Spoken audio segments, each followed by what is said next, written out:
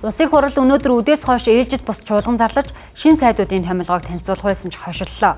Гэхдээ ерхий сайдын зүгээс эрчим хүчний сайд Чойжил сүрэнгийн оронд хүн намаас улсын хурлын гишүүн Найдлаг, боловсролын сайд Наранбаярын оронд Монгол Ардын намаас улсын хурлын гишүүн Инх Амгалан томилгоор болжээ.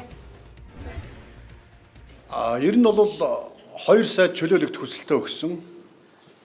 Та бүхэн мэдж байгаа боловсролын сайд Наранбаяр, эрчим хүчний сайд Чойжил сүрэн. За үүний оронд боловсролын сайдаар Инх Амгалан, Лувсан цэрэнгийн Инх Амгалан гишүүнийг одоо томилохоор ерөнхий сайд үндсэндээ бол шийдлээ гаргаж байна.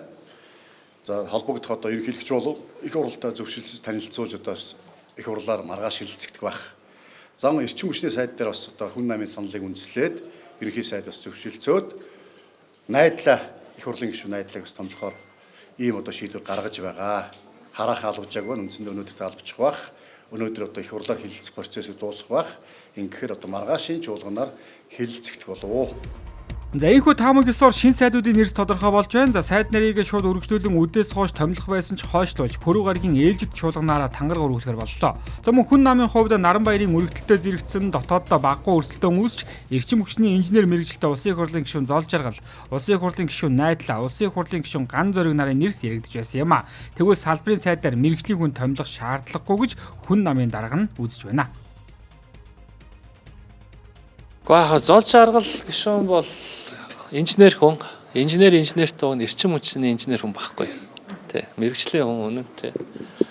Тэгээд өөрөө бол ингээд шийдвэрээ гаргасан бүгдээр бол мэдэж байгаа.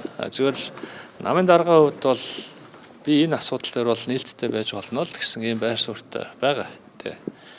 Тэгээд өөрөө одоо хүсэл саналаа илэрхийлээд ингээд явах юм бол тэрийг бас би өдөр зөвлөөр бас хэлцүүлээд явах боломж бол байсан үг бол байсан. Яг одоо бол хурал бол болоод шийдвэр гаргасан тий. Тэгээд ер нь бол яг эрчим хүчний салбар дээр бол заавал нөгөө бас мэргэжлийн хүн байх ёстой юу үгүй юу гэд босрлын салбар дээр заавал багш байх ёстой. Эрүүл мэндийн салбарт заавал эмч байх ёстой гэдэг шиг. Эрчим хүчний салбарт заавал инженер байх ёстой гэдэг тэр агуулгатай бол би санал нийлдэггүй. Яагаад гэвэл эрчим хүчний салбарын яг гацаад байгаа асуудал нь өөрөө санхүүгийн загварын асуудал байхгүй. Тогтолцоог нь өөрчлөх, өөр ширэндээ баригдсан, зах зээлийн систем шилжээгүй.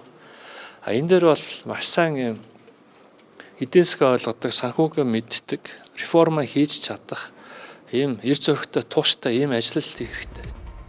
За энэхүү 2 жилийн турш эрчим хүчний реформ хийх зорилго дэвшүүлжсэн хүн нам эрчим хүчний яамыг толгойлохоор болж байна. Харин боловсролын шин сайдаар 2 дахь удаага томилдохоор болсон улсын хурлын гишүүн Инх Амгалангийн хувьд Наранбаярын үйл ажиллагааг шүүмжилж өөрийнхөө ажиллаж байхад эхлүүлсэн боловсролын салбарын реформоо үргэлжлүүлнэ гэдгээ өмнө нь илэрхийлж байгаа юм а. За гэхдээ сайд нар тангаргаа өргөх хүртэл дахин нэг өдрийн хугацаа байгаа учраас улс төрийн нөхцөл байдлаас үүдээд томилгоо эцсийн мөчид яаж ч өөрчлөгдөхийг үгүйсэх аргагүй байна.